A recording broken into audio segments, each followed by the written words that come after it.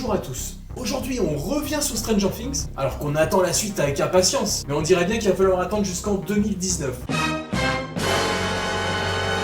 Bon, c'est pas grave, du coup ça nous laisse un peu de temps pour spéculer sur les personnages. Et ici, on va s'attarder sur nos 4 héros, Mike, Will, Dustin et Lucas. Est-ce que la prod peut se permettre de faire mourir l'un de ces personnages au cours de la saison 3 ? Bien que ça paraisse peu probable, on va essayer de voir pourquoi chaque personnage pourrait être menacé. Dois-je préciser que c'est une vidéo avec spoiler ?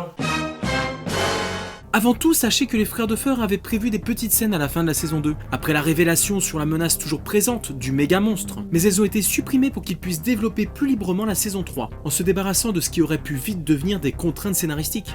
Par exemple, à la fin de la saison 1, nous avions une scène avec Will qui crachait une sorte de monstre, de limace, et une autre scène avec Hopper et la voiture noire. Pour clôturer la saison 2, plus rien de tout ça. Les showrunners peuvent partir dans pas mal de directions, avec une grande liberté.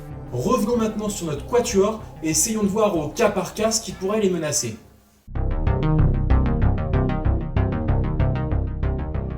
Bon, je commence direct par mon perso préféré, celui qui cumule un gros capital sympathie auprès du public. C'est vrai, c'est le genre de perso qu'on aurait tous aimé un peu avoir comme pote quand on était jeune avec ses talkie-walkie. Non, je suis le seul ?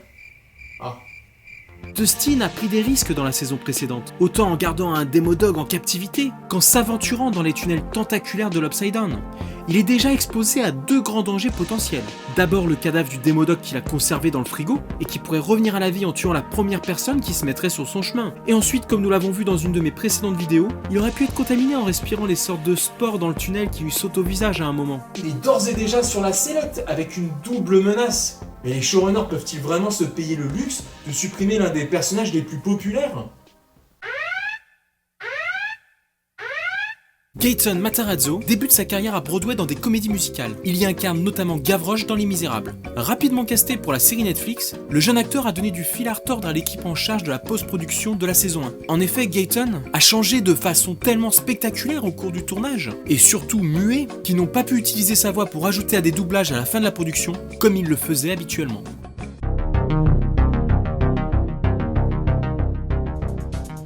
Lucas finit la saison 2 par une relation amoureuse naissante avec Max. Il n'est pas exposé à des menaces surnaturelles comme Dustin, mais plutôt à quelque chose de beaucoup plus concret. Eh ouais, en effet, vous savez de quoi je vais parler. Dès qu'il a commencé à fréquenter Max, il a fait naître sans le savoir une énorme animosité de Billy à son égard. Et Billy lui a déjà manifesté sa fureur dans la maison. C'est un personnage colérique et incontrôlable. Il est possessif avec sa sœur et il le manifeste à maintes reprises. Comment va-t-il gérer son contrôle face à leur relation ? Billy est un personnage encore flou et on ne sait pas jusqu'où peuvent aller ses colères impulsives, sa violence. Il reste donc une grande menace pour le groupe et tout particulièrement pour Lucas. D'autant que d'un point de vue narratif, dans ce genre d'histoire, les couples sont souvent faits pour être séparés, car cela nous implique un peu plus dans les enjeux du personnage. Coup classique. Caleb commence sa carrière sur les planches de Broadway tout comme Gaten. Il y interprète le jeune Simba dans la comédie musicale Le Roi Lion. En 2016, il s'illustre dans la série Shades of Blue aux côtés de Jennifer Lopez. Casté par la suite pour la série Stranger Things, c'est au jeune New-Yorkais qu'on doit notamment le bandana camouflage qu'il avait expressément demandé à porter.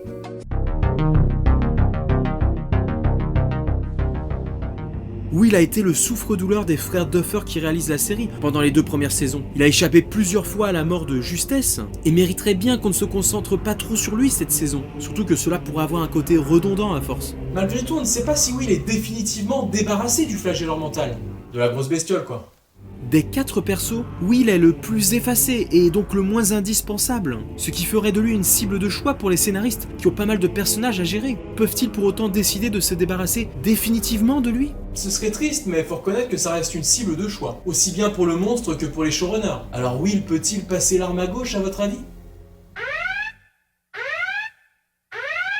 Noah Schnapp révèle ses talents précoces de comédien dès l'âge de 6 ans. Participant d'abord à des pièces de théâtre locales, il apparaît ensuite dans de nombreuses publicités, puis il interprète le fils de Tom Hanks dans le film de Steven Spielberg, Le Pont des Espions. Il se prête aussi à l'exercice de doublage pour Snoopy and the Peanuts, le film. Enfin, si le jeune acteur fut ravi de décrocher le rôle de Will dans la série Netflix, sachez qu'à la base, il auditionnait pour celui de Mike.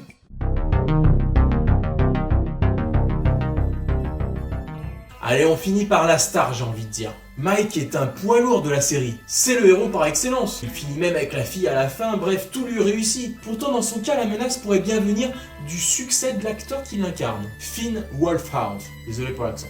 En effet, Finn Wolfhard commence à exploser au cinéma. Du coup, il pourrait avoir moins de temps à consacrer à la série de Netflix. Il a fait ses débuts sur grand écran dans le film Ça en septembre dernier, où il incarne Richie, le comique de la bande, un rôle qui nécessite un certain charisme et qui lui a valu une belle réputation. On devrait rapidement le retrouver dans de nouveaux films, sans compter la suite de Ça. Ainsi, cette nouvelle notoriété pourrait bien créer des problèmes de planning avec la série.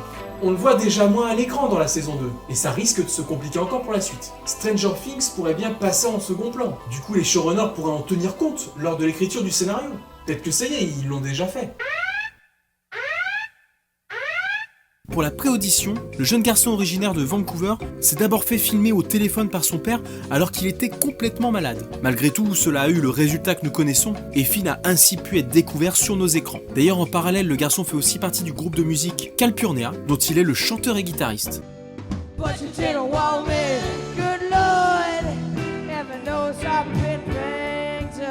Enfin, sachez que Finn a joué dans le film Ça alors qu'il avait réellement la phobie des clowns.